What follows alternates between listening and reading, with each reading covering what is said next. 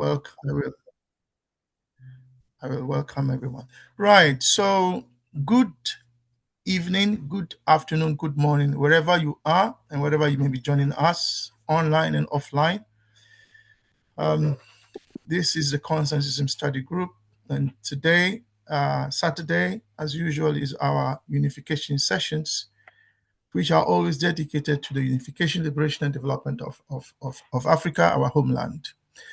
And our chair today is Brother Welcome. We have Brother Pigbin doing the geopolitical analysis, which asks the question, how are developments globally on the geopolitical level affecting Africa's unification? That will be maximum 15 minutes or less, depending on how much time Brother needs. And then Sister Portia will present, and then followed by myself, and then the discussion. We are hoping others will join us. Let me take this opportunity to welcome you all. So welcome, General. Welcome, Sister Tapua. Welcome, Sister Portia. Welcome, Sister Ida. Welcome, Brother Pigbin. And welcome our chair for today, Sir WHK. Brother Sir WHK, over to you. I would urge that you'll be strict with time, yeah? Thank you. Over to you, sir. Thank you, Brother Kwame. Pan-African revolutionary greetings to everybody. Without really wasting much time, is Brother Pigbin, are you in a meeting? Yes. Greetings, Sawindo. Can you hear me? He's in the meeting, yes. I can hear you. Thank you. Greetings, all of you. I'm ready for sharing the news. Brother Kwame, I will request that as I'll be sharing the news, probably you help me share the scorecard, balance scorecard, so that I'll do the 10 minutes for news and 5 minutes on the scorecard. Is that okay, Brother Kwame? No. Can I suggest you leave that then for today? And okay. Yeah, just do the analytical verdict on each one. Yeah. Okay, thank you. Now, the first news is the G7 summit that went on. So the 52nd G7 summit, was held in June, of course, 15th to 17th. That was in Evian, Les Bains, France, hosted by France. And we know the leaders who are present, and some leaders were invited as well. We remember President Ruto was one of the African leaders invited, alongside the leaders from Egypt. Now, key outcomes. Sorry to interrupt. Brother Pigbin, I will share the scorecard as you requested. Thank you. That's the first one. No, thank you. Now, as I've said, I will take 15 minutes. So, key outcomes of that meeting. The first part will be analysis of the news, and the second part will be on the scorecard Brother Kwame is going through. So I'll do that very fast as well. So the key outcomes and priority of that meeting was about economic stability, where leaders prioritized addressing global economic imbalances, including industrial overcapacity, excessive debt, and the need for more effective international solidarity. There was geopolitical crisis also talked about, the Ukraine issue. So the G7 reaffirmed its support to Ukraine's sovereignty, agreeing to bolster military aid. There was also the story of the Middle East that came up, and the summit supported the announcement of peace deal between the United States and Iran. And then there was a critical minerals issue again. A critical mineral reliance and production alliance was also established to coordinate supply chain security, financing, and recycling to a goal to reduce dependency on single supplier market by 2030. There was technology, that AI thing was talked about. So discussion included the safe deployment of AI and initiatives to better protect children online. The public health was also talked about. For the first time in G7 history, the fight against cancer was a major summit priority in the commitments to data sharing and joint research efforts. Now, if you look at that, we'll do this analysis. Brother Kwame will take us this analysis very fast, but I'll go to the next news. The next item that we picked was on the Ghana conference. There is a Ghana Next Step conference. You can either check, as Brother Kwame is moving the screen, you can check the basis on how we're analyzing the news you're talking about. So you just check it as I share the news. So the next steps high-level consultative forum that was held in Ghana, that was between 17th to 19th, actually was convened by Mahama. And you remember President Mahama is the actually AU champion for reparations. So the conference served as a direct follow-up to the landmark UN General Assembly resolution that formally declared the transatlantic slave trade and the racialized chattel enslavement of Africa as the gravest crime against humanity. The key objective and outcome, including the acknowledgement to actions. How do we move from acknowledgement to action? So the conference shifted the focus from merely recognizing historical atrocities to developing a common framework of actionable commitment. Now, leaders, academics, and activists worked together to translate the UN resolution into policy seeking accountability, restitution, and sustainable development. There was a global solidarity as well. The event actually reinforced the purposeful solidarity that's between Africa and CARICOM, with leaders like Prime Minister Mia Mottley demanding no retreat on repair. The attendance also emphasized on the aspiration of Africa and the diaspora are extinctly linked. There was a formal reparation framework. So the participants also committed to advancing a common position on reparation, incorporating elements of CARICOM 10-point plan for reparative justice. And also the conference underscored the need for formal apologies and concrete investment from nations and institutions that profited from enslavement. There was a symbolic and historical healing. So on that June 19th, actually, the conference concluded with a historical joint Juneteenth commemoration at Christiansburg Castle in Accra, a former slave post to honor the victims. I've checked the films and how the acts were going on, the skatings and the film that was done briefly there. If you have time, please check on that. If you want to follow up on that, you can check with the Minister of Foreign Affairs of Ghana. The information is there. Then the next thing was the 17th June, the Islamabad Memorandum. So remember, there was actually a 14-point memorandum understanding, often referred to as the Islamabad Memorandum, that was aimed to end the 110 days conflict that was going on between the region. So this was the agreement between, of course, US and Iran. Key components there included permanent cessation of hostility. The MOU mandates an immediate and permanent halt to military operations on all fronts, explicitly including Lebanon, and both parties committed to respecting each other's sovereignty and refraining from the threat of use of force. There was interim economic relief as well. So immediately upon signing, the US committed to issuing waiver for the export of Iranian crude oil, petroleum product, and all actually the related banking transport services. Additionally, the agreement initiated the process for release for frozen Iranian assets.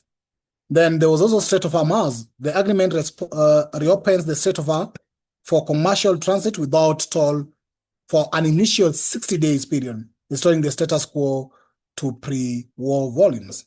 There was also the nuclear framework. Iran agreed to blend its existing stockpile of highly enriched uranium under the supervision of International Atomic Energy Agency. Then for full information about that, you can actually also check the Times Magazine or any other outline within the resolutions as well is available. So we are looking at that because one thing that is happening is that Israel was not in, and we see how that will work out. Israel not a party actually to that negotiation, and it's very possible that they may not buy into this. So we are looking on how that will work out as well. And then the next one is the Obama Presidential Center.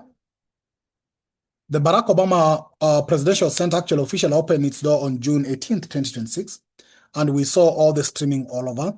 And designed by Tom Williams Bailey Tseng, who is the architect, the center is more than a traditional library. It's actually on 19.3 acres campus that's intended to serve as a hub for civic engagement.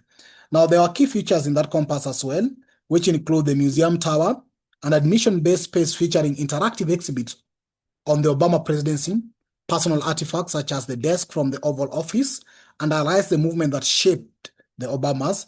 There's also a forum and a home court there, facilities for community engagement, including the Ailways Auditorium, a media suite for recording, and an NBA regulation-sized basket court dedicated for youth leadership program. There's also a public green space.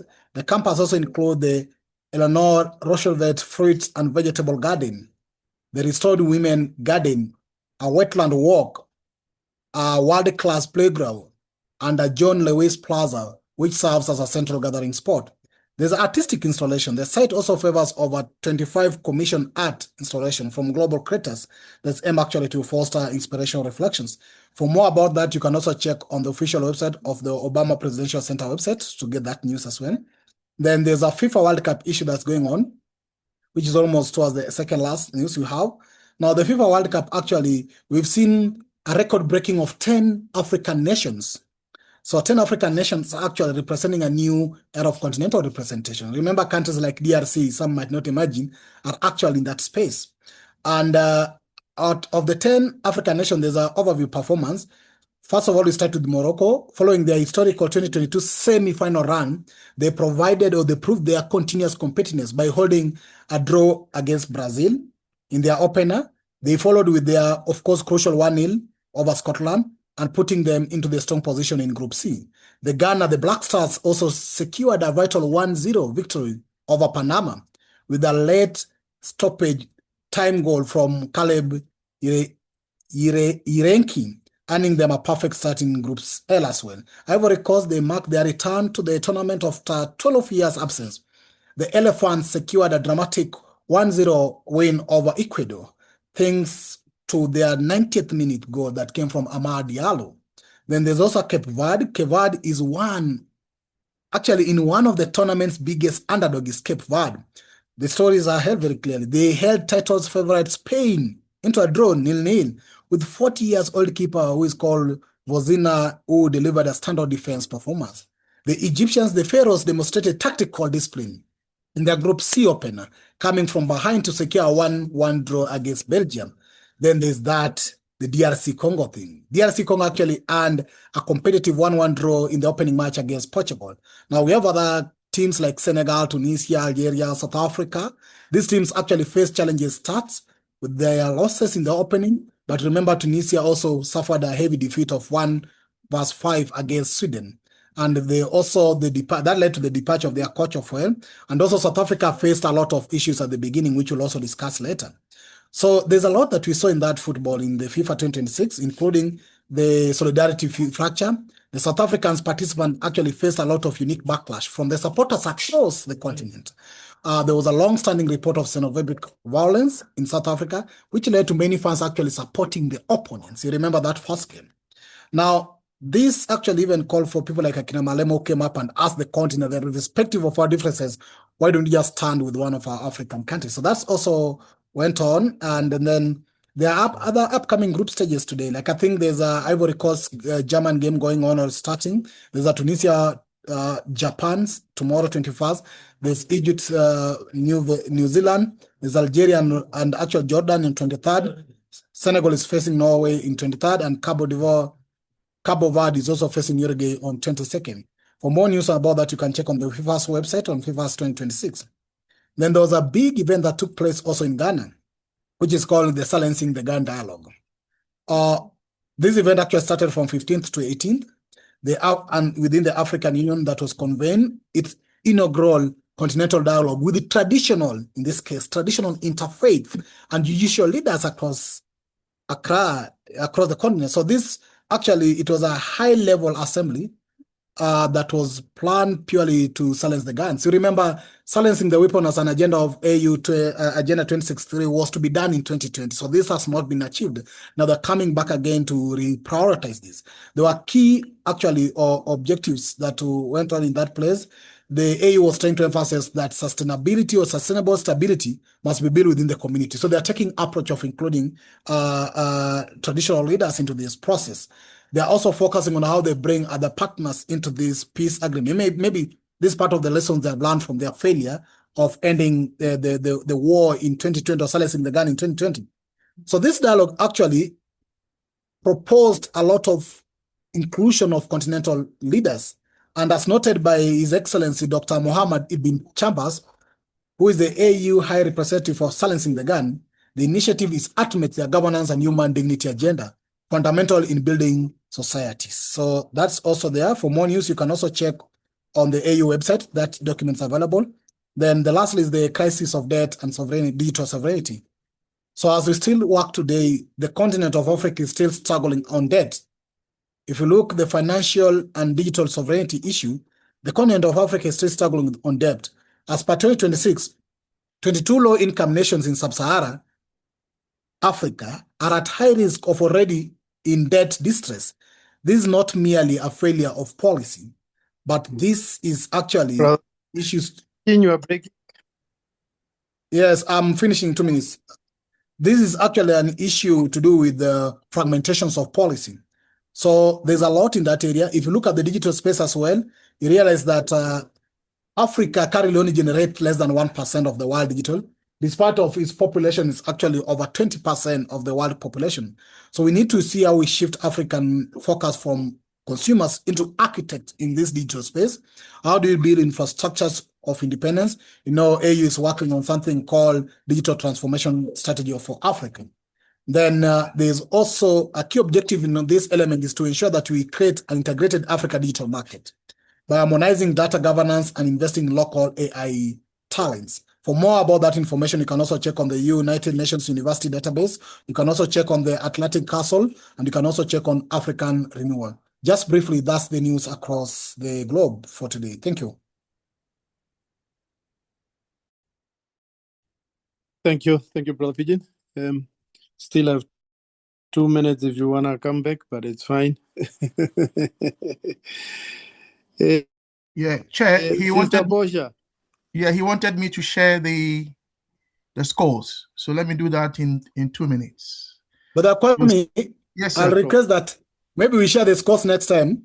The fact that you're moving them across, probably it's the first time they're interacting with it. The next time we can explain it in detail when we get time. Yeah, I don't want to explain the whole score. I just want to go for the final analytical verdict. That's all for today because of time. Is that okay? No problem from my side. Is that okay? Yeah. So just look at the last line where it says analytical verdict. So what? So we are trialing this to see how we can present the geopolitical analysis, and all this is saying is that if you look at all that happened in terms of debt and digital sovereignty, it's taking us back from unification and liberation development net by 0.15. Yeah, so it's taking us backwards. That's what it's telling us. If you go to the next one, which is silencing the guns, that initiative is taking us forward by 0.25, which is like 25%, if you like. If you go to the next one, which is the World Cup, the FIFA event has taken Africa backwards because of the various things that Pigeon has mentioned. Then if you go to the Obama Presidential Center, overall, each score is 0.10, which is about 10% towards unity. And then if you go to the Islamabad Memorandum, because Africa is absent on the global stage, no foreign policy is taking us backwards by 0.20. Then if you go to the Ghana conference, it's actually very positive. It's taking us forward by 0.25. Remember, 1 is what we need to get at. We need 1 to have unity. Then finally, the G7 summit, again, 0.45 backwards. That's serious, yeah, because Africa really has no presence on the global stage because of the division. Thank you. Brother Pigeon, over to you. As this is your... Brother Pigeon? if not, back to you, Chair. Thank you. Brother Kwame? Yes, sir. What does taking forward and taking back means?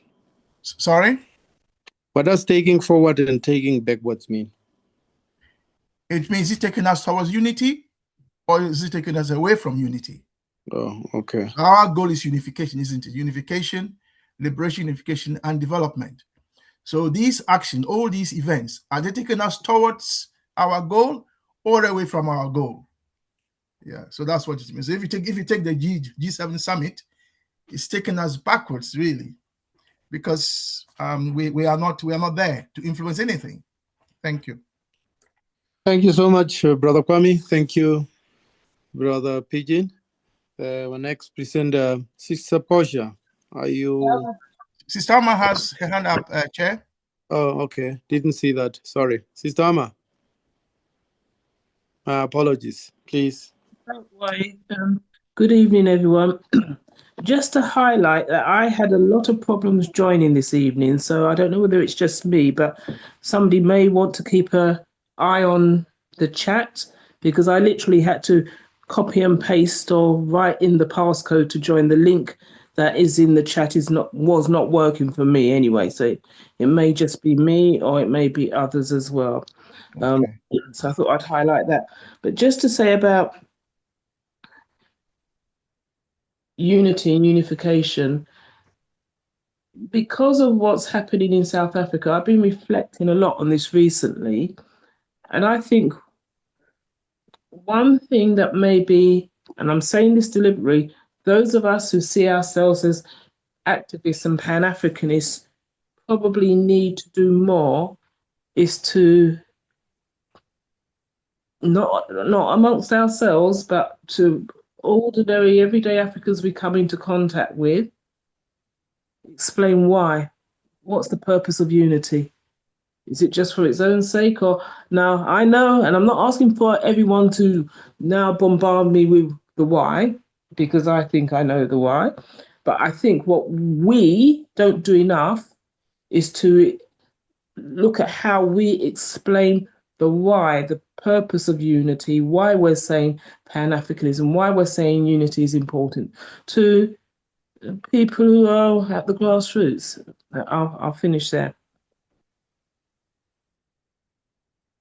Thank you, Sister Amma. Sister Ida. I was just going to say that yes, I also had difficulty in coming in, but I was trying to use an old Thursday link and it didn't work with that. So I did have to go and find Brother Pigbin's one for today. So I don't know if the links have been changed. Thank you. Thank you, Sister Ida. Sister Dabua. Thank you very much, Chair. I'm just wondering about the scorecard, because how we have come to decide whether we're whether we're going forward towards unification or backwards. Because when I look at the G7, I think the fact that we are outside it is taking us closer to unification, because I don't think us having an African seat on the G7 as it is any step forward, because we know what's going to happen if we step into that ring. So I'm asking how the numbers work and how we're deciding whether it's taking us closer or far away. Thank you very much. Thank you, Sister Dabua. Brother Kwame. Yes. So let me. Sorry, Chair. Give me a moment, please. Yeah. So as I said, we are still developing this. It's not the final. This is not the final. So it's something we are still developing. It's not about us sitting in G7. It's about what the G7 decides and how that affects us. That is the issue here. So if you look at Critical Minerals Alliance, yeah, how is that if there's external resource control over Critical Minerals Alliance, and we have the critical minerals, and there's external control, then that has a negative effect on our sovereignty. Yeah. In terms of debt stability frameworks, again, if there's foreign borrowing, it's a trap for us. And these guys want us to borrow and borrow and borrow. So that's the point here. And then with global AI standards, yeah, so we have no voice. So they are making these decisions on global AI standards. We don't even have AI data centers on the continent. So what do you think that will happen to us? So it's moving us away from our goal. Then finally, geopolitical aid. They are discussing these things. What are we? We are just spectators. All our 55 leaders are like participants in a stadium where they are not part of the team that is playing. They are just as spectators, and yet the decisions being made affects them. So Chair, that is the point here. It's not about we being part of it, it's about the decisions they are making and how that is affecting us. But we are welcome. Okay. We are welcome to feedback, not necessarily here because of time, but if you like to feedback to me and Brother Pigbin directly, we will be pleased, so that we can so we can make it better. Thank you. Thank you, Brother Kwame. Sister Tapua, are you happy? Not quite, but I take the position that we might have to feedback later, because my perspective is that we are outside is good. And if we see ourselves excluded, it then drives us to unity, not away, because I don't think we want to be on this table. And we're not going to be reactionary, because we've always been reacting to what they are doing, which means they are in control. We need to be setting up our own things so that they react to us, not the other way around. Thank you. Chair, can I just quickly say that I agree with what Sister Tapua is saying. And let me emphasize again, we are not saying this analysis is not saying that we need to be sit on the table with them. It's saying that the decisions that they make, how is that affecting us? That is the crucial point here, not that we should be there. Thank you. So in other words, we agree with what she's saying. Thank you. Thank you, Brother Kwame. Thank you, Sister Tapua. I can see both of you are happy. And our next presenter shall be Sister Portia. Was it you? Are you ready? I'm ready, Elder. Welcome. Thank you. The floor is all yours. Okay, thank you. I'm going to share my screen, and apologies to the comrades who were not able to get into the chat readily. I think a mitigation of doing that, and just mindful of all of the work that King Brother Pigbin does, maybe a way to mitigate that is to just double check the links before they get sent out, if that's possible. Like I say, I'm mindful that King Brother Pigbin is quite busy, so I'll just leave it there on that. Okay.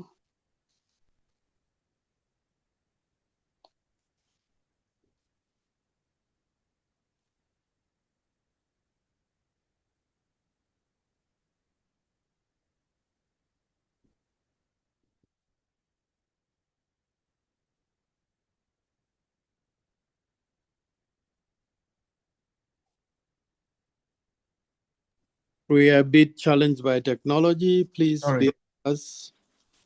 Sorry, Chair, does Sister Portia need help? Oh, she's dropped out. I cannot see her.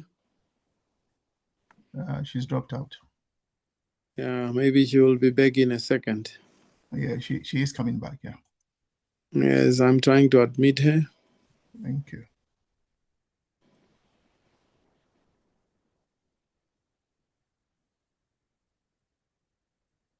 Is she in now? Sister Portia? Yes, she is. Back. Welcome back. Yeah, I'm just making that. co-host so she can share her screen. Yeah. Thank you very much. Okay, pardon about that, y'all. It happens. So Let me see if I can share what I wanted to share. I hope you will not drop out Okay. again. Who knows, given my my views about some governments to be not mentioned here. Okay, y'all. Thank you so much, Elder. Welcome. Many greetings, comrades. This is not a presentation that would be given in a Eurocentric style format. So I'm happy about that. And I ask your patience as I present. I'm going to turn off my camera when I am sharing images. It's around 1441 Accra, Ghana time on Saturday, 20th June 2026. Momentarily, I present on cultural decolonization as resistance, the unknowns of Akibulanese-led revolutions. I thank the Consciencism Study Group for hosting this session via the virtual platform Zoom. My name is Portia C. Allen. I am a human rights defender. I have worked mostly voluntarily in West Africa and East Africa for 20 years non-consecutively, which accounts for the majority of my professional life. Togo was the first African country I visited. Tanzania was the latest African country I saw. That was last year. Presently, I focus on returning home, Africa, later this year. My mother being killed, and my mother would have been 72 years of age in this calendar year had she lived, impacted my life, my ways of thinking. My dad's then rejection or former rejection of me, and subsequently the healing conversations now between my dad and me impacts upon me. My maternal grandmother's core ethos, e.g., living goodness, primarily stays with me. I ask the healing, loving, wise, and knowledgeable ancestors to be with me healthy so that I am healthy, so that I am a healthy revolutionary who contributes to the continued liberation and unification of Akibulan and its diaspora, Africa and its diaspora. I begin my presentation. Africa and its diaspora are being impacted by Sankofa-led shifts toward the re-embracing and recovering of the Ubuntu philosophy, indigenous Akibulanese principles. Here, I interrogate these overall shifts, particularly a shift that centers collective communities and their rights to secure, sustain their health, housing, land, spirituality, education, and so forth. Of key is a nascent suggestion. Metamorphosis stay necessary, at the very least psychologically, implying mentally, and symbolically, implying visually. My focus here is to expound on the pricelessness of Africans and African diasporans, so much so that we, Africa and its diaspora, continue toward the ascertaining of awareness with accountability as per Akibulanese narratives. Kindly note my objection to the English language word decolonization, which reads to me as the centering of colonialization unintentionally. Basically, by utilizing this word, metaphorically, Africa and its diaspora seem to be affixed to Europe and its diaspora in an ever state of anti-D and/or supremacy ideology, as if these generalized descriptors can encompass or announce the horrors caused. Anti-racism, neo-colonialism, white supremacy seem like saying Black capitalism is different from capitalism. Initially, my presentation title was suggested as Cultural Resistance, the Unknowns of Akibulanese-led Revolutions. Noted the CSG decolonization theme is prescribed. 4 definitions or terms are: 1, Africa and its diaspora. In this, I speak of 1.5 billion Black people living throughout the African continent. I emphasize that that number could be strongly contended against, meaning that it can be perhaps a higher number, just like the mapping of Africa, how it has been portrayed in different map books has been contested to be smaller when actually African continent is quite larger. And also the 350 million Black people living outside the African continent, therein African diasporans. The second definition is Sankofa-led shifts. You see here the Adrinka symbol, and there are many of them. I want to point out the one that refers to Sankofa, which can say it is to return and get it, hence the bird neck bending backwards to go get it. And there are additional Adrinka symbols. I have seen 120, I've seen 130 symbols estimated. And again, just like the number of populations that they are estimating of Africa and its diaspora, I would not arguably trust any oppressor's statistics about Africa and its diaspora, though these 102 and 130 symbols estimated are said to be mentioned from African diasporas or Africans. So I take note of that. In that regard, there's a Adinkra symbols, 120 and 130 symbols, are sagaciously expressed. There is one here, I will say the name so as to respect and honor that I may not be pronouncing it correctly, so I can spell it. It is capital FAWOHODIE, which implies emancipation, independence, and freedom. Another one is Akobin, which is vigilance, alertness, and readiness. Also in my presentation, you will hear the word Ubuntu philosophy or indigenous Akan principles. Ubuntu's core tenets, and these words are not mine, they are from a king brother. Ubuntu's core tenets emphasize the interconnectedness and the interdependence of humanity, suggesting that individual identity and well-being are connected intrinsically to an African community, as well as the relationships within an African community. See also the 42 divine principles of Mayat, e.g., I affirm that all life is sacred. I'm paraphrasing here. I converse with awareness.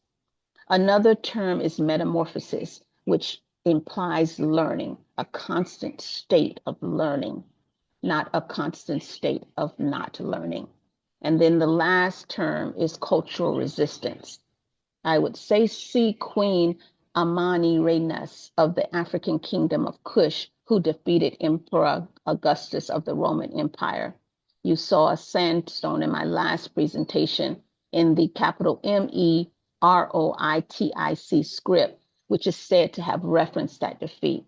Another example, and again, I will not mispronounce the name, rather to spell it with respect, is author, capital NGUGIWA, capital THIONG', who recently went to the ancestors a year or so ago.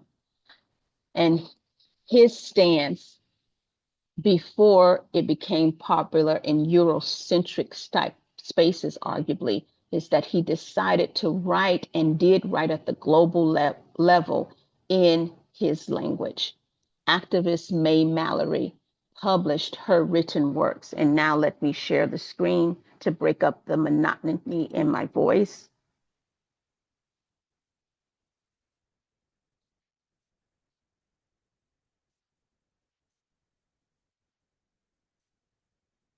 So here we have activist May Mallory, who published her written works to document detailed atrocities impacting Black activists. So who was May Mallory? She was born in Macon, Georgia. I'm reading from the second paragraph on June 2nd, 1927. She went to live in New York with her mother in 1939. She became active at a very early age in the Black civil rights movements. And she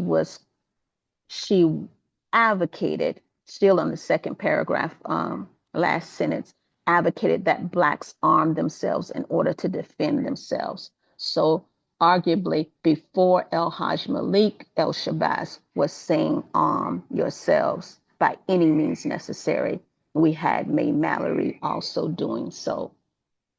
And then Pharaoh, capital Narmer, or capital Menes, commissioned a city called Memphis, not Memphis, Tennessee in the United States of America, but Memphis in Egypt, a then accomplishment of the said Black world of time. So cultural resistance is being Africa.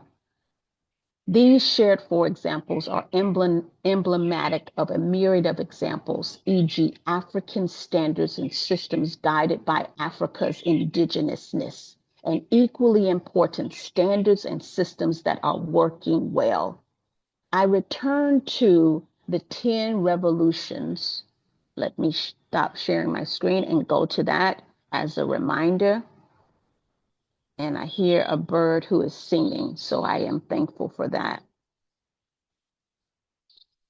You remember this presentation that I did some time back.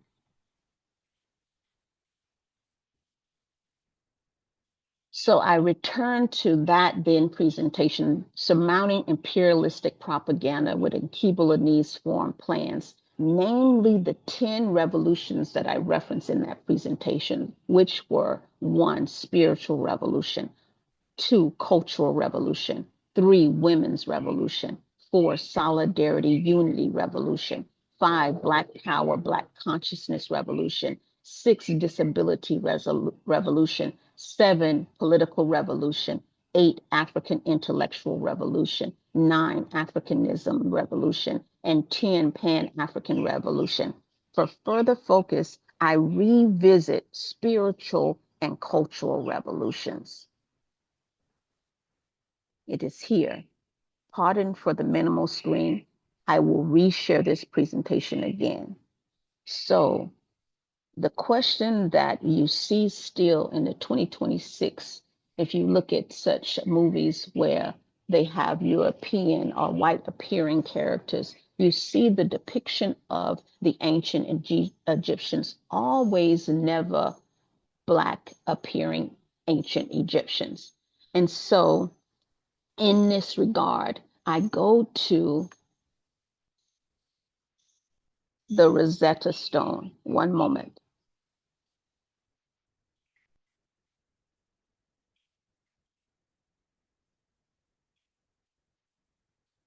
This African fact book that you see here, and I'm going to go to page 15, it was authored through the African Union.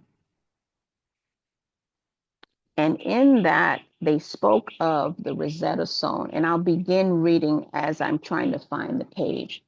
Quote, during the 18th century, there was renewed interest by Europe in Egyptian gold and artifacts. This made possible the decipherment of the Rosetta Stone, which is currently in the British Museum. It was found in 1799 at the mouth of the River Nile by members of Napoleon's expedition. On the stone was a decree issued by capital Ptolemy, capital Ephihanes, fifth in Greek, and Meduneter, which was deciphered by then the Frenchman John Francois Champollion, who in turn, I don't mind butchering the French name, pardon, who in turn, while still in Egypt, wrote to his brother Jacques Joseph Champollion Figet about what he saw in the temples. John Francois died in 1832. His brother Figet, who later became the icon of European Egyptology, published the full text of John Francois' letter in 1883. Europeans were baffled to discover a first-hand account by the ancient Egyptians themselves, pointing to Negro Egypt.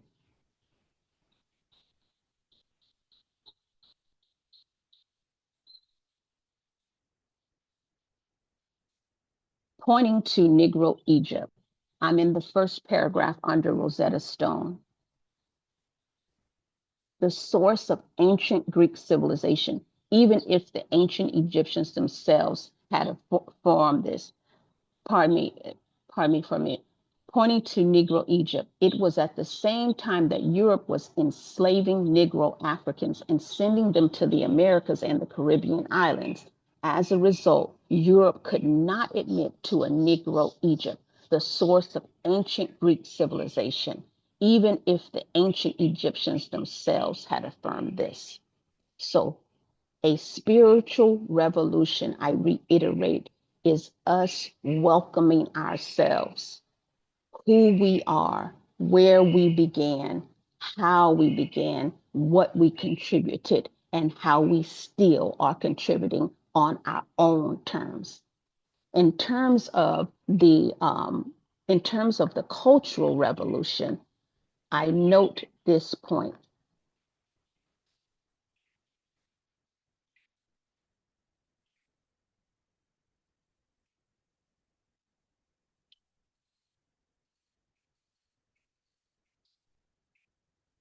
Pardon me, one moment, please.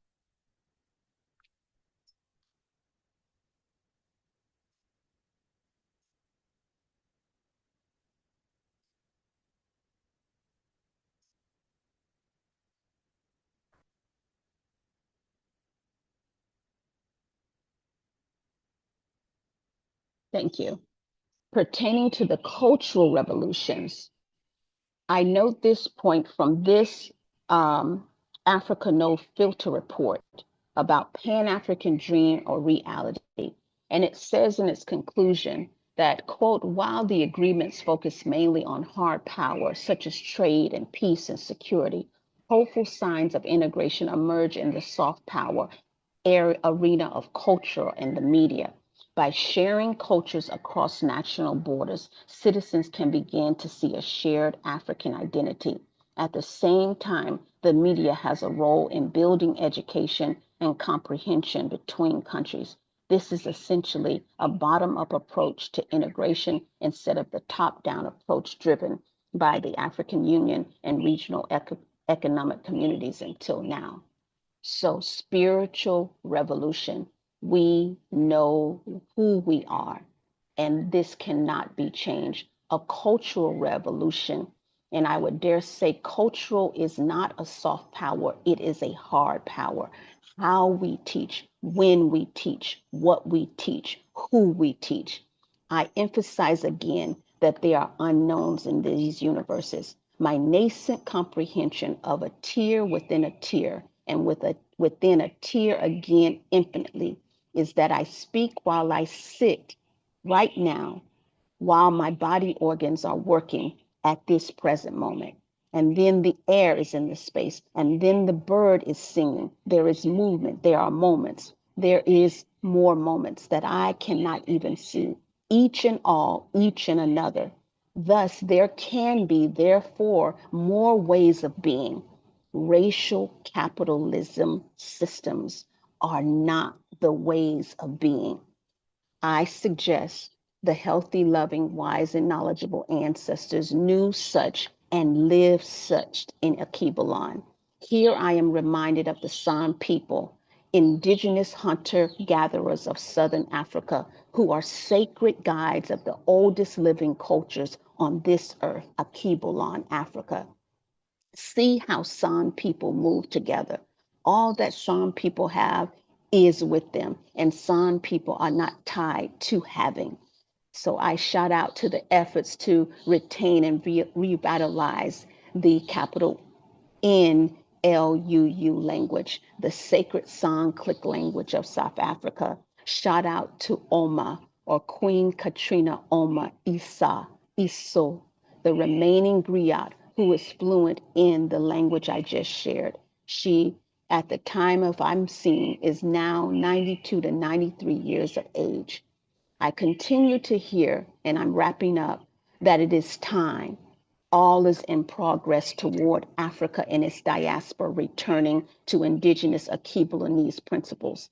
Basically, the confidence in advocating, dress, languages, writing, and other ways of being. Africa and its diaspora are welcoming again ourselves, Mama Africa. Thus, then becomes now. Then becomes now. Each time frame is communicating the necessity to the rights to secure, sustain our health, our housing, our land, spirituality, education, and so forth. Moreover, about a quarter of the current global population is Africa in its diaspora, and it could be more. It could be more. And among us, more and more Africans and African diasporas are ready to be engaged to Sister Alma's earlier point. The clubs are ready to be engaged. The juke joints are ready to be engaged. That engagement is symbolic of a readiness to move, at the very least psychologically, mentally, and symbolically, visually. We move with spiritual and cultural revolutions. Please, Chair, I'm almost finished. We move with spiritual and cultural revolutions again, which shows awareness and accountability. See again Mayat principles, the Adintra symbols, the Ubuntu philosophy. Practically, I contend how I am and how you are is the strongest of movements, the spiritual movements, the cultural movements that center thousands of centuries of life. Holistic reparations, mental health and well-being, generational economic stability, human rights protection, environmental justice, and food sovereignty. I said prior that we, Africa and its diaspora, do so by knowing and articulating to ourselves that we are ourselves. Amadango, Amadango.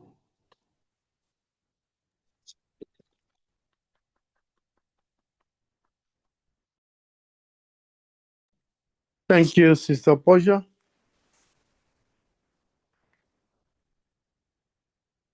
Thank you so much. Sister Portia? I am finished, Chair. Thank you. I am finished. Thank you. Thank you so much.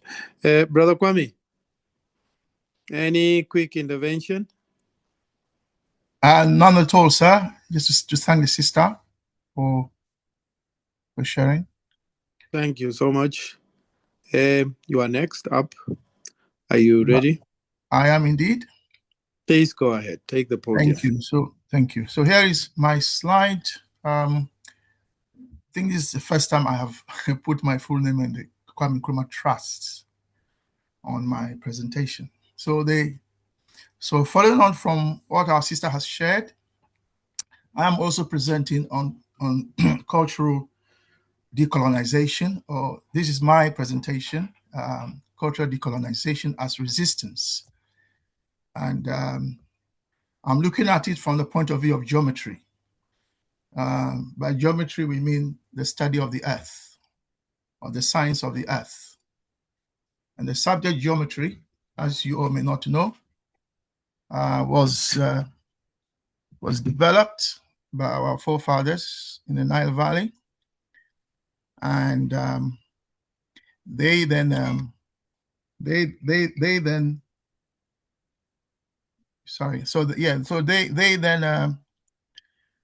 taught the Greeks, who then later claimed that it was all theirs. My argument is that the restoration of Africa needs us to look at geometry, by which I mean the land.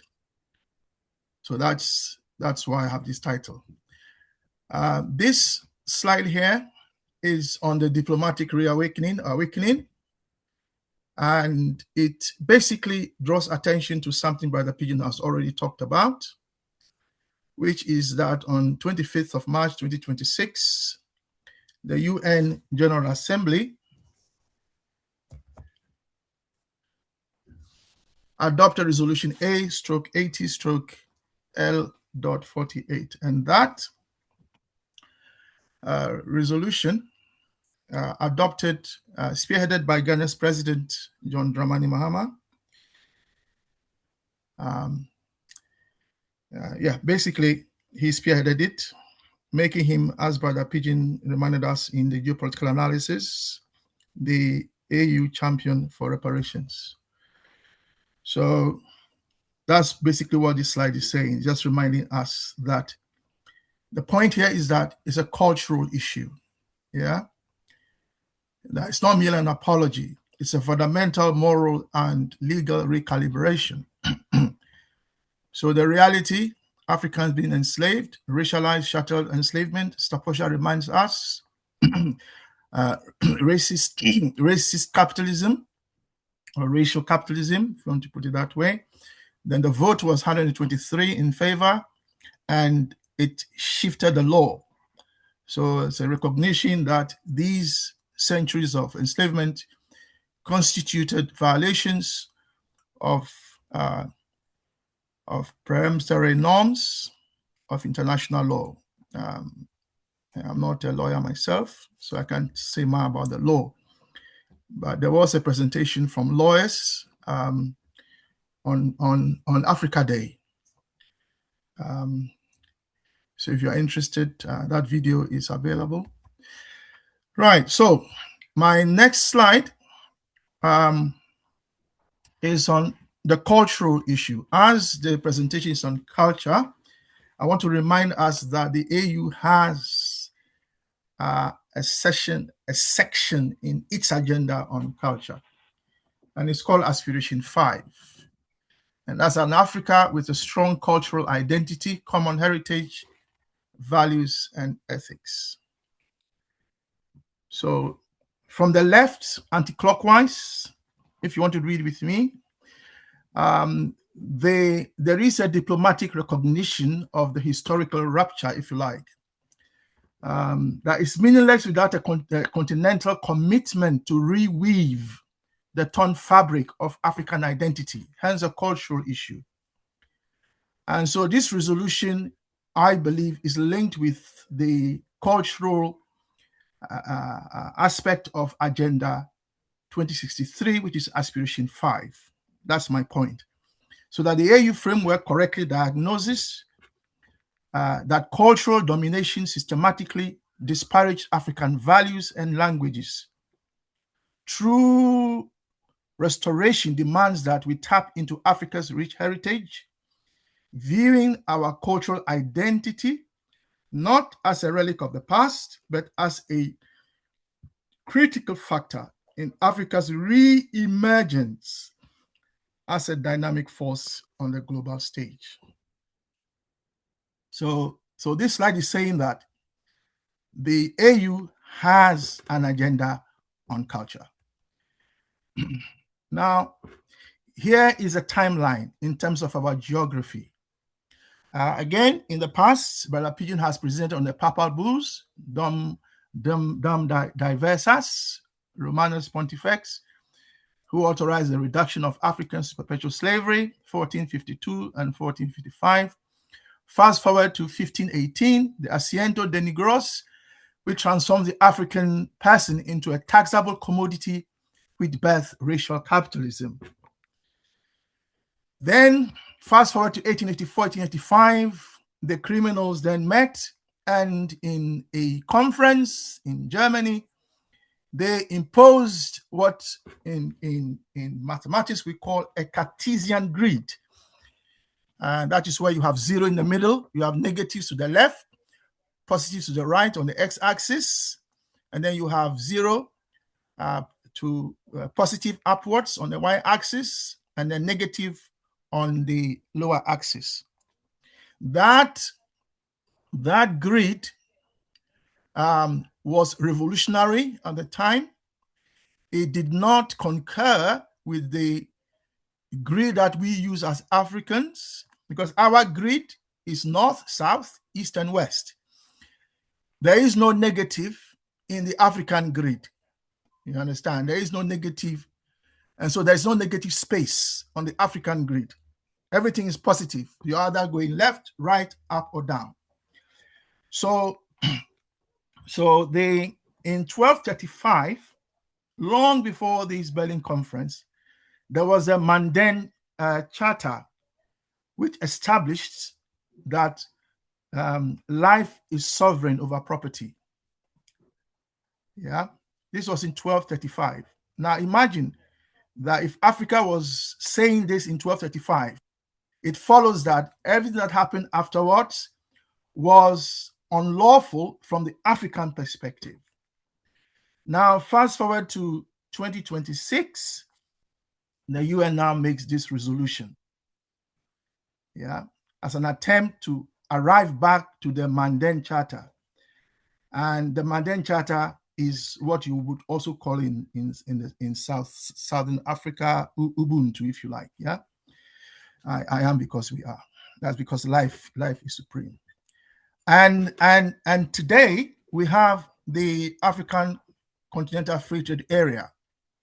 Now, I don't know whether you have thought about this mathematically, because what it means is that we should abolish the spatial framework that was used to divide the continent and create a new spatial framework which does not recognize the Berlin walls and so on and so forth. Yeah, because remember that what that geometry of Descartes did, the Cartesian grid did, was to flatten Africa into a flat surface. Yeah, and those of you who are aware of this argument about maps will have heard that when you create a map and you flatten a sphere into a flat surface, then the areas towards the north and the southern hemispheres become bigger than the area around the equator. So that's what you are seeing now on the screen. This is what the Cartesian grid looks like. It's a flat surface, flat. Unfortunately, Africa has valleys, it has mountains, it has people living on it, it has communities that span rivers, etc., etc. So this imposition was unlawful, it was illegitimate, but it was imposed anyway, because it was through the exercise of power. You can be right all you like. If the one who is wrong has more power, they can impose their will on you. So I am saying that what we have is the mathematical culture as geometric violence. In other words, mathematics was used to effect geometric violence on Africa. Okay? And that we must re-diagnose the problem of balkanization. This is what balkanization means, that you now divide Africa into these boxes. Yeah, that means these lines are, remember, dividing nationalities, they are dividing families, they are dividing chieftaincies, etc., etc. We have nations that currently are in 4 different neo-colonial territories. That is what the violence is about. Now remember that the violence wasn't just on the map when they sat in Berlin and drew lines on the map. It was also physical, it was psychological, it was ontological, it was epistemological. Yeah, right? Because space was reduced from a living entity, that's ontologically, to a measurable quantity. And they even then came, measured the land and stole it. Okay? That's what we are talking about. This is violence at various and different levels. Please, what I am saying is that mathematics is not an objective science. Yeah? Mathematics is a cultural object. It's a cultural practice. It is not natural, it is not neutral, and it is not universal, contrary to what we've been made to believe. Okay? This is not the time to go into those values. We can do that another time. Our ways of knowing, how we know in terms of north, south, east, and west, that was they superimposed this geometry on us, and they dislocated us, and so on. The borders were harsh, they were imposed, peoples were divided. And why? Well, Brother Koko told us, so they can extract our resources, including ourselves. So I am saying that the fundamental bedrock of racial capitalism is the map. Yeah, it's the Cartesian map. That is what we need to smash. And that's exactly what our leaders, including ourselves, are failing to understand. So the geometry of ownership birthed the racial capitalist system, and that was a calculus where the meaning of space is reduced to magnitude and profit. Some believe that the title deeds to African lands are not in Africa. So we are on the land, but we don't really own it in the sense that the title deeds are elsewhere. Yeah. So you can be fighting other Africans on your land, and yet you don't own the land. You think you own the land, but you don't really own the land. That's the point here. Now, this is a lingering wound, which has continued since 1884, and it hasn't been solved. And that's what this slide is saying. We've tried through the OAU, hasn't been solved. We've tried to the regional economic communities, it still hasn't been solved. We have formed the AU, it still hasn't been solved.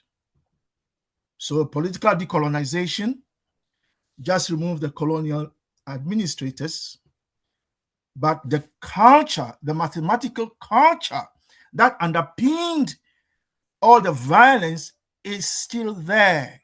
That's my point here. I am saying to you that mathematics is a problem. We need to tackle the mathematics. Unless we tackle the mathematics, we are not getting to the heart of the problem. It's a cultural issue. Western mathematics has been imposed on you Africans. So you're not really free in terms of your mathematical thinking. That's why you have 55 new colonial states instead of one, yeah? And here you have China that is one, has the same population as you, and you have 55. That is geographical madness. But the madness persists because we haven't tackled the geometry. That's what this slide is saying. So the wound persists. So we need a paradigm shift. For us, land was about belonging. It wasn't about who owned the land. We all own the land. No one individual owned the land. The nation owned the land, and we all participated in that. Therefore, it was about belonging. It wasn't about you owning acres of land, selling it here and there. It wasn't meant to be parceled and sold in a stock exchange to raise capital. That was not how we approach land. Okay, so this slide is showing you the two versions. So I'm going to pause for about 45 seconds so you can just familiarize yourself with the slide. Thank you.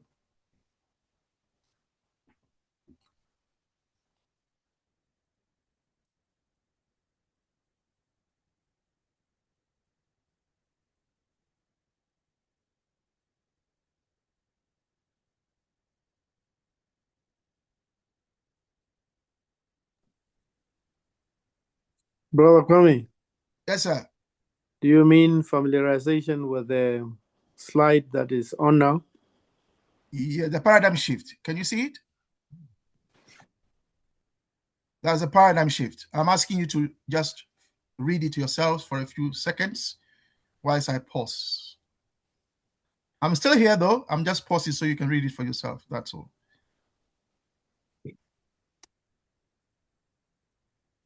Why don't you take us through? I will No. share it for all of us. Don't worry. You don't need to take a picture. I'm going to share it. Yeah, I'll take you through it, but I'm going to only focus on one thing, which is on the right, the geometry of belonging, because that's how we Africans see the world. Okay? The origin, your origin is where you stand. That is your origin. North, you start from where you are. Your north is in front of you. Your south is behind you. Your east is to your east, depending on where you are standing. So I'm facing my screen. So my east is to my left, and my west is to my right. Yeah. So that is how we see. That is how we see the world. Yeah. We do not subscribe to Cartesian code that says that 0, 0 is far away from me. I am the universe starts from me. So that is the most important thing there. And the values are that for us, all directions are positive. Our families on our left as just as important as our families on the right hand side. Okay, those on the left are not negative family, and those on the right are not positive family. You see, for us, we are all together. And the nature of space for us is our relationships and lived realities. Okay, and then for us, geometrically, land is not flat. Okay, there are curves, there are valleys, yeah, and so on. I'm not saying that Western mathematics doesn't know this. Yeah, I'm saying that when they are using the algebra of geometry, it flattens everything out. Yeah, everything is flattened out, treated as a flat space. When they are doing their calculations of profit and loss, that's the point I am making. And imperialism was about profit and loss. How much profit can we make? How do we reduce our losses? Okay, so that is this slide. Then the future. And this for me is a critical slide, because we are arguing that the resolution of this geometry is at two levels, and that we cannot merely cooperate across colonial borders. We must transcend them. I have said that I am not a foreigner or an immigrant on African soil. I don't care what the new colonial laws say in any part of the African continent. I don't care. I am an African, and for me, the continent is my country. I don't care what any new colonial law say. We Pan-Africanists, radical ones anyway, reject this idea that there are these colonial borders that we must respect. We say no. So the first point is that we are saying that the indigenous and organic nations of the African continent must have national governance rooted in them, because they are the ethnic, linguistic, cultural, and ecological communities. They are the organic nations that existed long before the Cartesian grid cut across them. They provide the cultural and ecological legitimacy of governance. Okay? The neo-colonial governance systems have been imposed on us by force. Some people like them, we know that. But this is what we are saying, that we need to replace them. We need to bring our indigenous and organic nations back into governance. And then on the other hand, we need to have a united Africa continental government. A continental government that operates simultaneously alongside the national governance rooted in the indigenous and organic nations, to provide a unifying framework and to be responsible for Pan-African infrastructure, collective security, global trade, serving unity without imposing uniformity. Because the last thing we want is uniformity. I am an Ewe, I am not a Luo, I am not an Nguni. Therefore, you cannot expect me to live by the standards of the Nguni, okay, or the Mandika. I'm an Ewe. I also have my cultural sensitivities. Yeah, so we have to respect all that. So this is my most important slide in terms of what we are discussing today, which is culture. So I am saying that we need to bring back the cultural identity and the African personality back into the governance system of the African continent. I have other slides, but because of time, I will not go deep into them. This slide is about dissolving the grid, remove cognitive borders. Okay, this is what this slide is talking about. I'll share the slides so you can see for yourself. We have to remove the physical borders. You need an African passport, something we've discussed. We've been told it's all in the works, but we haven't seen it yet. Hopefully, we will see it soon. Then there is the Manden Charter, which you remember is the Kuru Kan Fuga.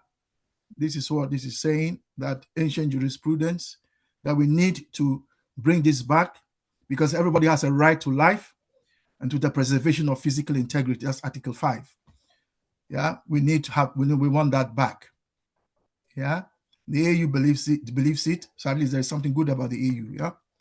Then this slide 11, is saying that the African Continental Free Trade Area, I don't think we have realized the mathematical implications or importance of the African Continental Free Trade Area.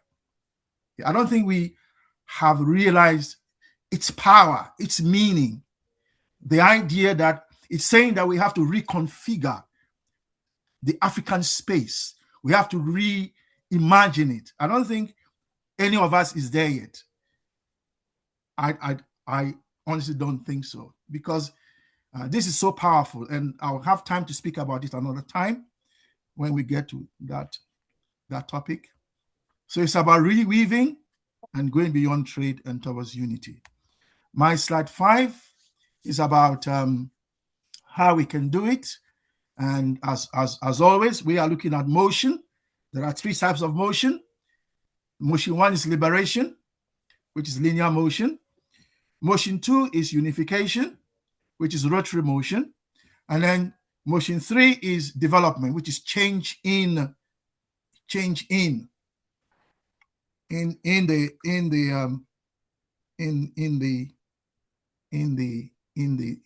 properties of Africa. Yeah.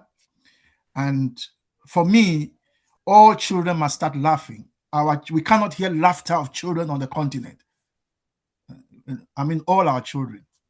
Yeah, development is not about GDP. It's about soil health, water purity, cultural continuity, and community well-being. These, for us, are what development is. And then my final slide is that we must stop being passive objects and be active players. The new Africa is not merely a political project. It's also a geometric one, a cultural one. Geometry is culture.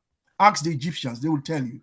For centuries, Africa was treated as a passive geography upon which external powers drew their greeds and extracted their wealth. Today, anchored by the moral clarity of UN Resolution A/80/L48 and the cultural mandate of Agenda 2063, that era ends. By reclaiming sovereignty over how its space is defined, Africa transitions to an active global player.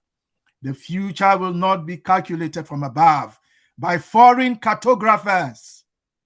It will be woven from the ground up by us, nation by organic nation, and by the sovereign hands of its peoples. Thank you. Thank you.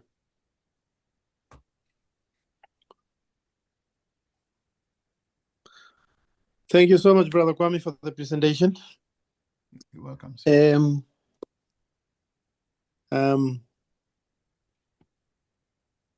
Any quick interventions by yourself, on yourself?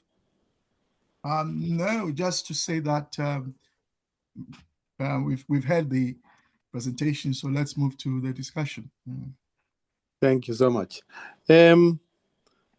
Anyone who want to hit the ground running? Any comment? Any additions? Brother Pigbin?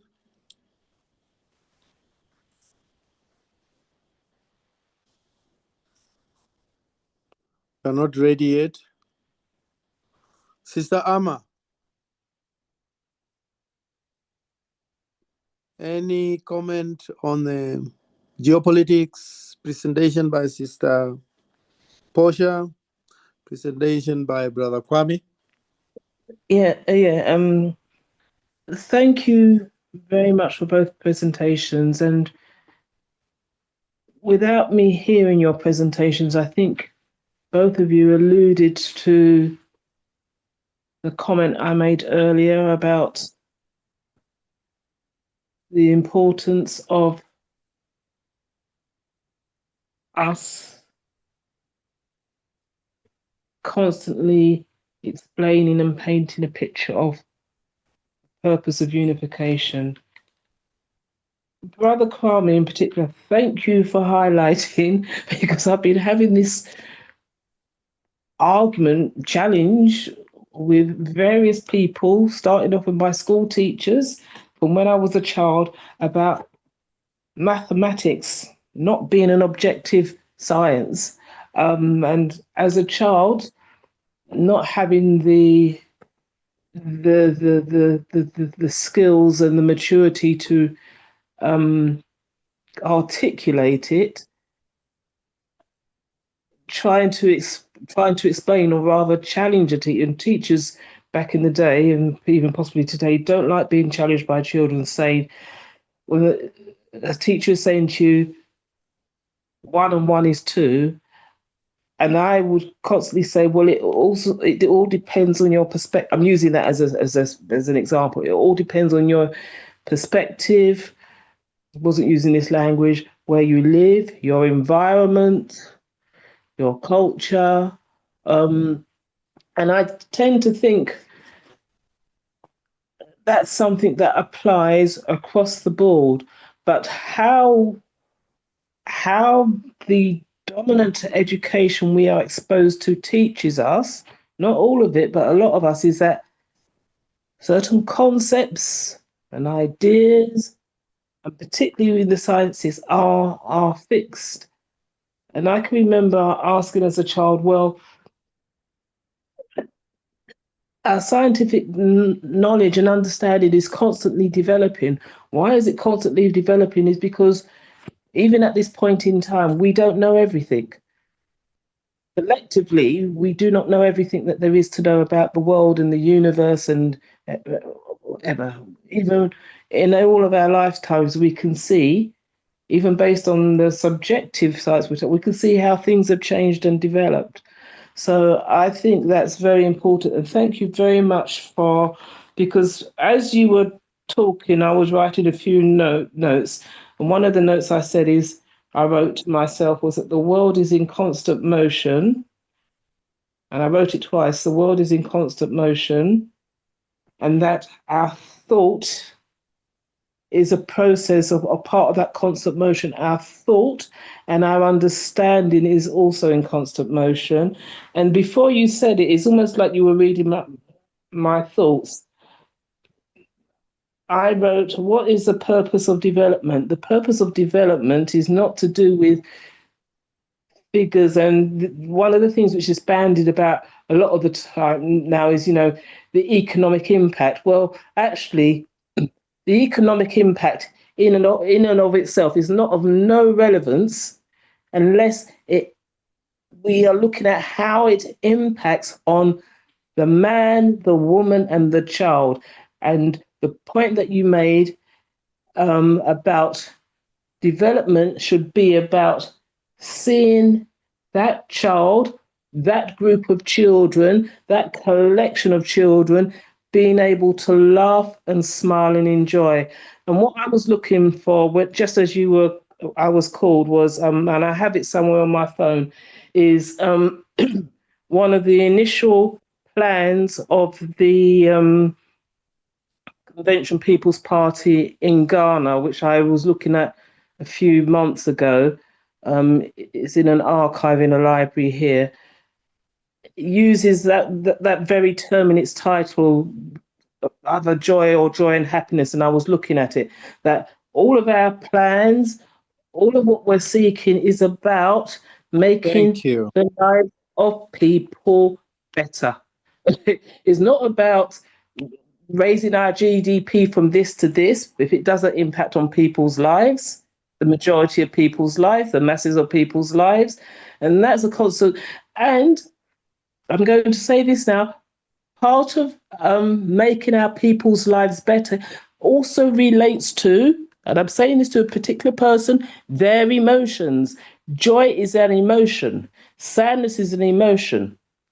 And we all as human beings have emotions. And I'm saying that because we take into account not just... Sister Amma? Pardon? I'm about to finish.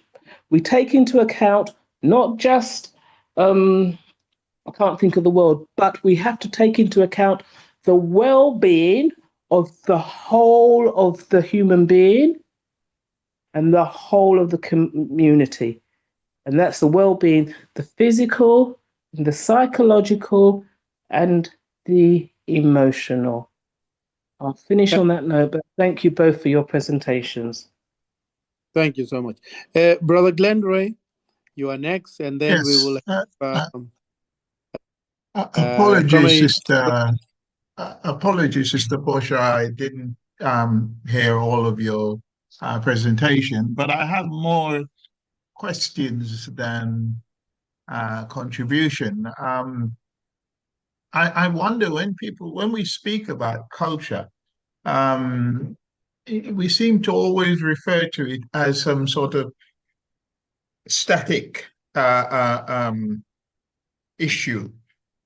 And clearly culture is evolving and impacted by exploration and interference and what have you. I just wonder how much people who can identify a specific culture is able to say how it's changed over the years if we use the colonial period as measurement. Because clearly colonialism had many direct impact on our culture. So I just wondered if anyone does that sort of look at. On the issue of Berlin borders and boundaries, I wonder if we are being pragmatic enough about tackling it. What would happen if people simply walk across the border? Largely, that's what's happening in South Africa, because not every aspect of the border, but any border, is really not, I wouldn't even say impregnable, but just simply not barrier. This is why Trump made his nonsense statement, and whether he's actually done enough or done it, about building a wall. The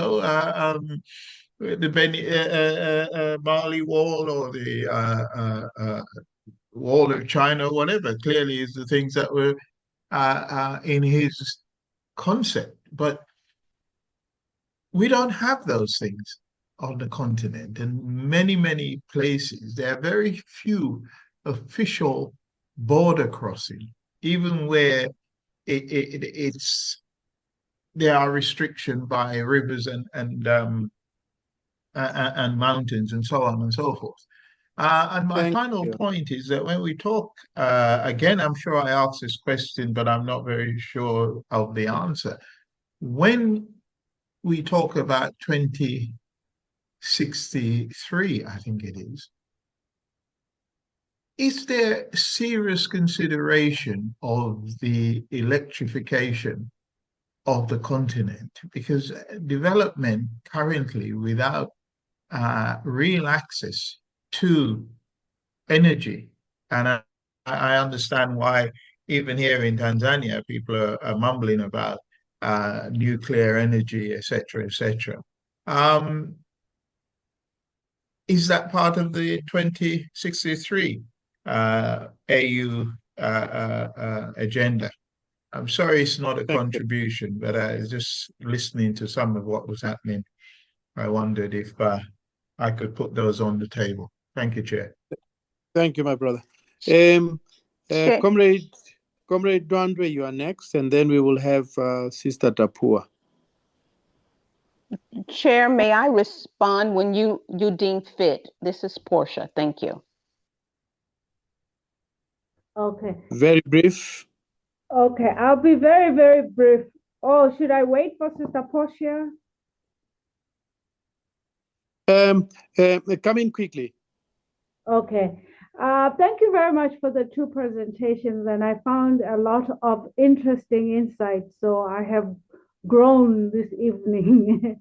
So, but my biggest question and what was missing for me is what are we doing about decolonizing the culture that's embedded and that's written within the archives and the libraries and the museums? Because this is the reference point that scholars, students, and everybody who is going to contribute to the logic of restoration is dependent on right now.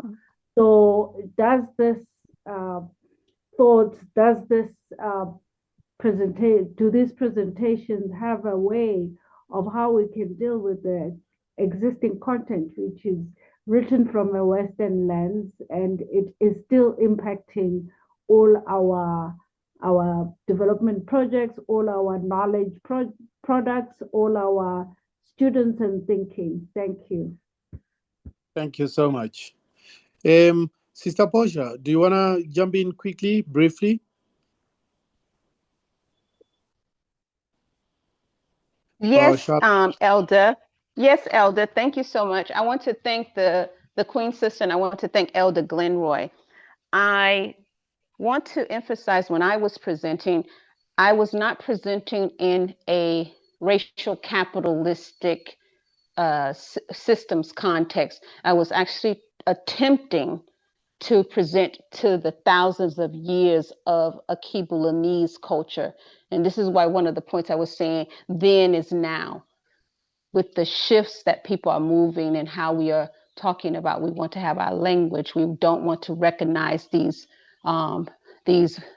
borders that I say were put upon duress. So I challenge us to look to the 1,000 years before, not to be in a situation where we are in a denial of a child is not having food to eat, or when I go to have a passport, I could be detained if I don't recognize a border. But it's just simply focusing on the fact that what is necessary in terms of cultural resistance is to be us, and us is not tied to colonialism. This is why I objected to the word decolonization. Colonialization is not anywhere in us, Africa and its diaspora, in my opinion. Thank you.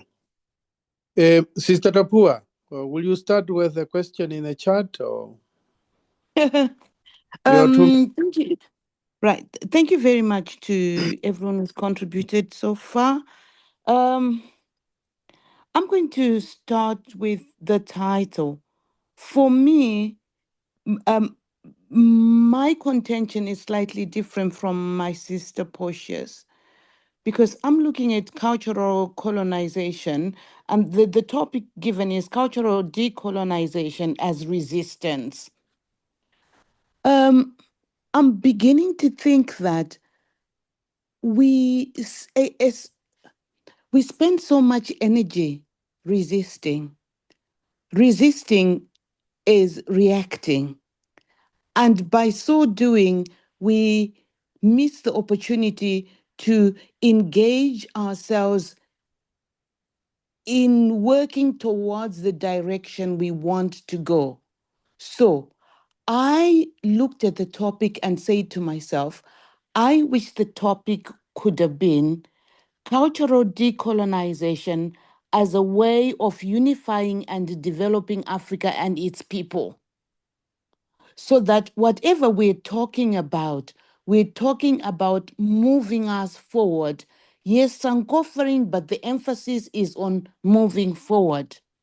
Because unless we think of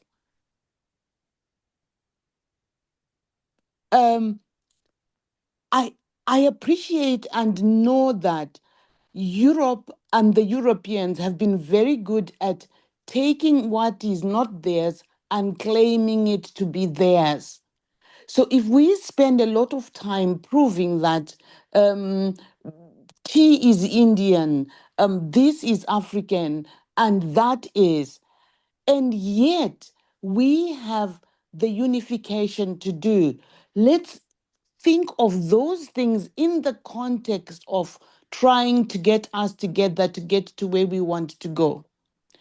I'm not sure who, but I think there's been a question on, I think it was Brother Glenroy who was asking what's going to happen if we disregard borders. And I wrote in the chat, the United States of America is United States. They have boundaries, but they don't have passports to travel from New York to Texas. But they protect themselves as the United States. That's something we could do. We need to learn to forget the borders of Berlin and enable people to move across the borders. People will go where there is work and opportunity. If the place gets flooded, they'll go elsewhere. People will find the right place to sell their skills. They will move from California to Mississippi, if needs be, or from Mississippi to Idaho, wherever it is that people need to go and do what they need to do. We need to provide people with that opportunity. Because, Thank you. all right, I'll have to end there. Thank you. Thank you. Thank you, Sister Tapua. Before I ask for concluding remarks by the presentation, Brother Coco and Sister Ida, in that order, and then I will hand over to the presenters. 2 minutes. Else I will pass. Apologies, I missed the presentations, so I wouldn't be long. I just want to challenge Sister Portia when she said the Africans in the diaspora do not have a problem of colonization. What exactly does that mean? Because colonization is founded on what they did first to our brothers and sisters who were taken into the diaspora. Thank you. I'll leave it at that. Thank you. Chair, Sister may Ida. I clarify? Oh, I'm clarify, please, Chair, that because Sister I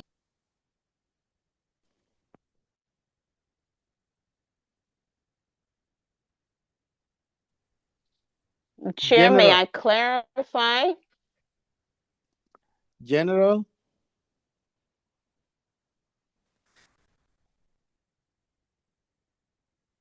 Right. Brother Ifo. Did you ask me to make a comment? Sister Ida. Yeah, sure. Oh, okay. I found both presentations. I mean, they were so interesting, but at the same time, some of it did go over my head. The one thing that I can say that I really appreciated and remembered from Brother Kwame's was his bit about maths not necessary being, and even that. I can't, I can only sort of generally remember, but that, it wasn't necessarily something that should be put first for Africa, I think is what I would paraphrase it as. And I found that very interesting. I thought, oh, wow. Because, it is something that you think, why is it always got to be at the top of everything in European educational standards? So I found that I liked that bit.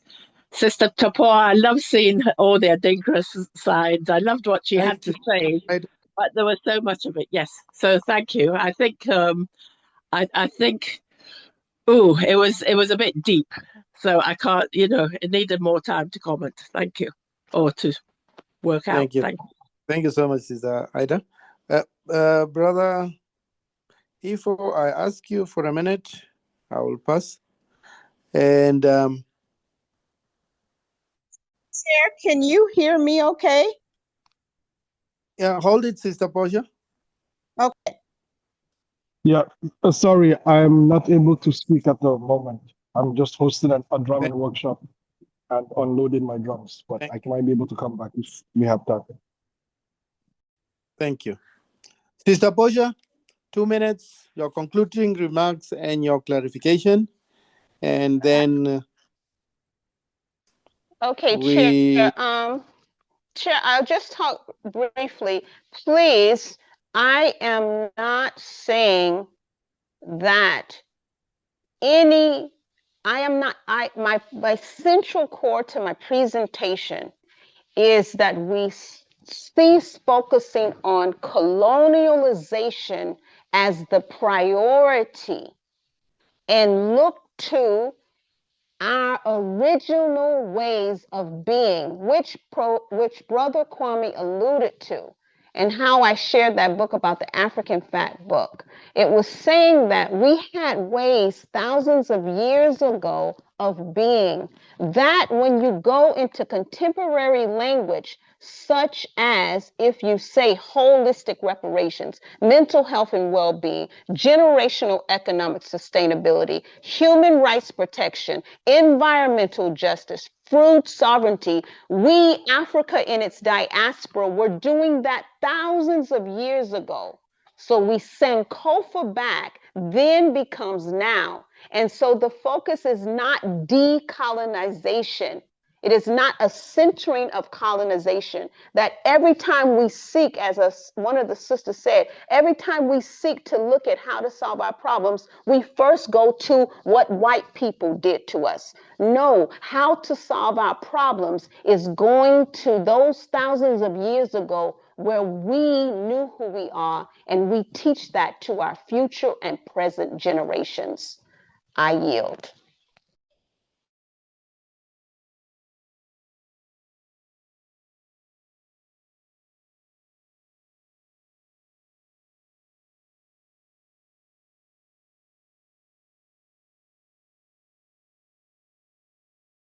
Sister Shaza, sorry, 1 minute.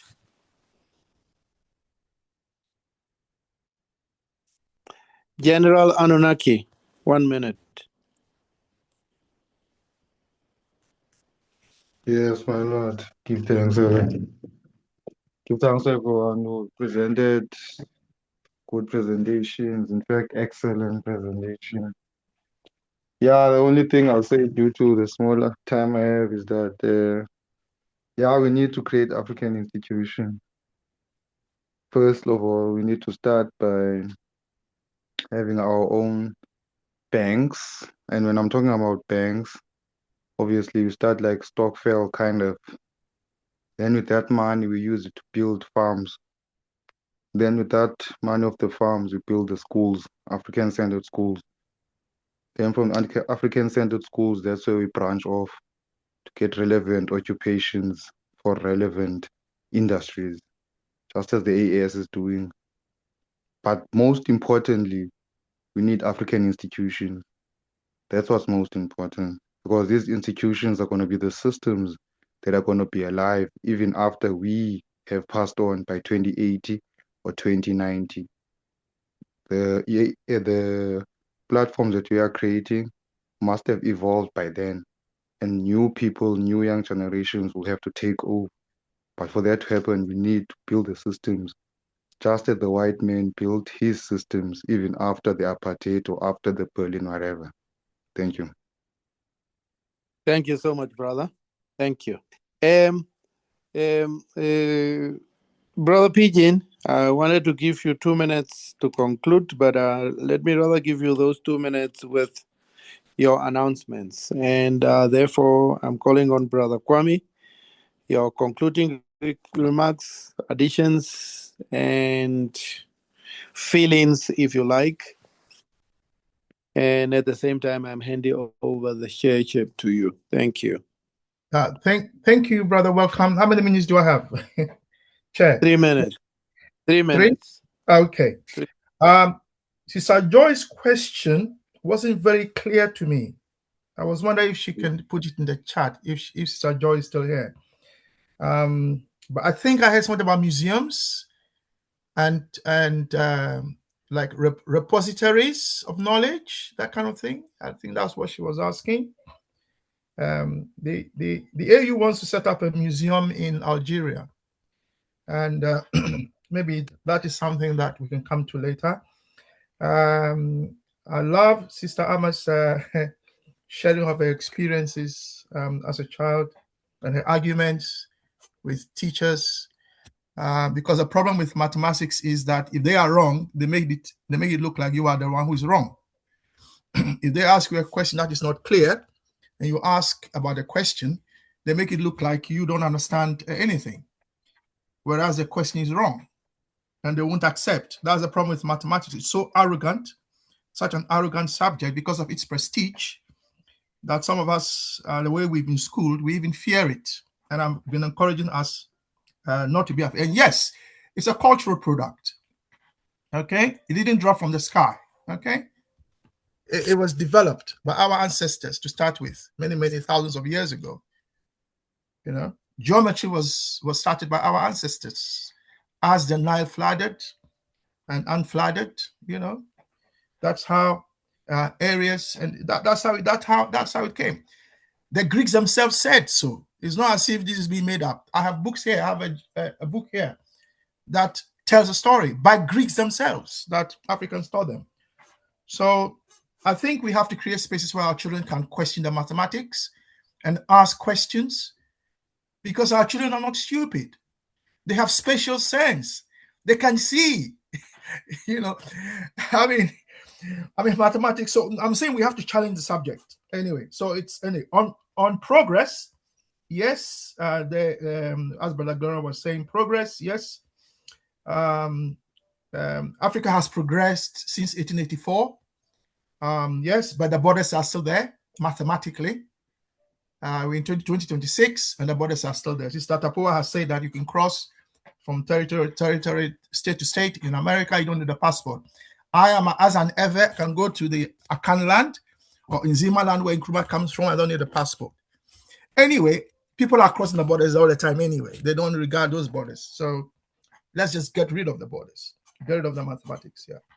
On energy, very important. And yes, the answer is yes, Brother Glenroy.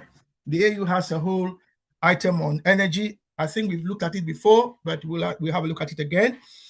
And you are right that energy is crucial.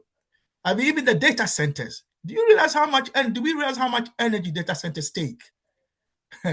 So yeah, so it's a lot of work needs to be done.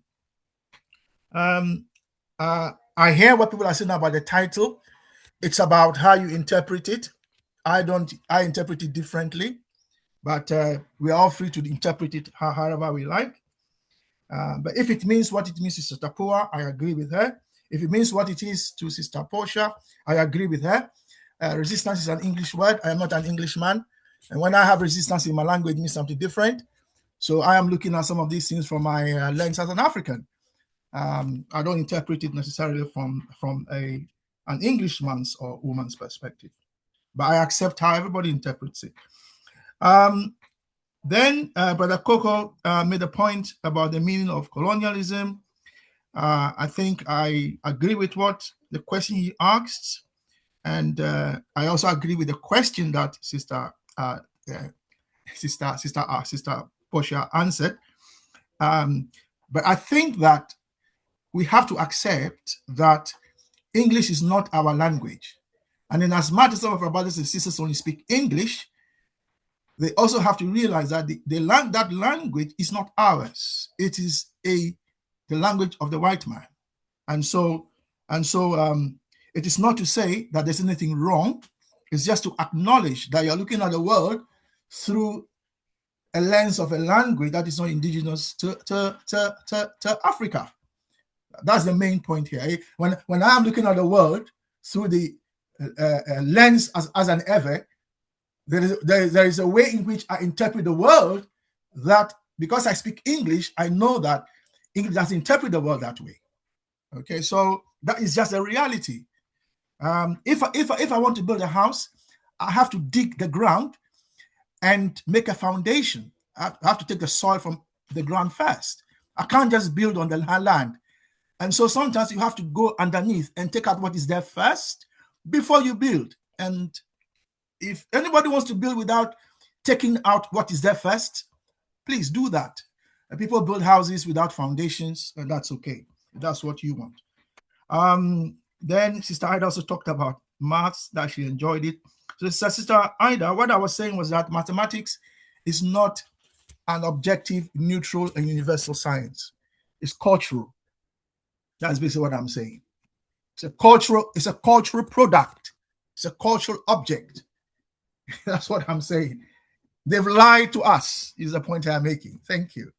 And I speak as a mathematics teacher who is also researching mathematics education. Thank you. Back to you, Chair, then back to me, maybe. Brother Kwame. Yes, sir. You said the leaders of the 55 territories must crush the Cartesian map. Yes, sir. Do they know the map? That's the point. I mean, do we know it ourselves? I mean, it's not until recently. I mean, look, Sister Ida is always saying I shouldn't say this, but she's the one that inspired these Saturday meetings. You know, because the question she asks about unification, we take it for granted. And what is happening in South Africa has led Brother General to ask, well, what did we do as Pan-Africanists after the 2001 World Conference on Racism? What did we do? What did we do? Really? What did we do? So yeah. So maybe we ourselves do not take unification seriously. And that is why, Chair, we formed the UNA. The UNA, United Nations of Africa, is a project that you are leading, Chair. And the idea is for us to sell this message most vociferously, because we are civil society. We are not government. We are not anything. We are just civil society. We are just ordinary citizens. And this is what we want. So, yeah, thank you. Thank you. Over to you, Chair. So, Chair, hand over to Brother Pigbin for the announcements. Yeah, thank you. Brother Pigbin, while before you proceed with the announcement, 2 minutes to reflect on your geopolitics presentations. Thank you. If there is any. Thank you.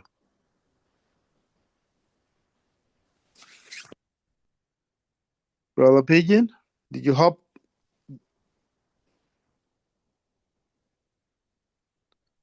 Is Brother Pigbin in the house? I don't think so. Over to you, Chair. I don't see Brother Pigbin in the house. Okay, thank you. I'm looking for the to share the title for next week. Sorry about that. My laptop is giving me some problems. So, yeah. So here you go. Here it is. So sorry about that. Yeah. So today was this is July. Today is cultural decolonization as resistance. Next week is managing diversity within unity. Mm-hmm. So please, if anybody wants to present on that, please do get in touch with Brother Pigbin. I, as a default, will always prepare something for every topic, because I find that sometimes there's nobody to present, and so as default, I try and prepare something. But as always, I will restrict myself to just 20 minutes or less if I have to. Yeah. So we meet on Monday to continue defeating the dictator. We meet, I believe, on I don't know if the Swahili class is still continuing. Otherwise, we meet on Thursday for the Consciencism class, and then And then, is that how to say the Swahili class comes on, brother? Welcome. The Swahili class. We are on recess for now. Recess. Okay. No, So it's no longer yeah. there. So the feeding detector is that on Mondays, isn't it? It's on Mondays, Yeah. Mondays, It's 7 Mondays. p.m. UK time, Yeah. 6 p.m. 6 p.m. Yeah, Accra time. Thank you. And then Thursday we meet again, continuing practice and thought, chapter 4, the most important chapter, if you ask me, in Consciencism, because it answers the question: what is our philosophy and what is our ideology?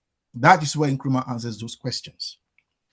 And then we are back again here on Saturday, and that is it, Chair, for today in terms of the announcements. Back to you. Thank you, Brother Kwame. And Sister Portia. Yes, I got the message on your chat, Brother Kwame. Oh yes, thank you. Thank you. So everybody is more than welcome to leave. We have come to the end of today's session.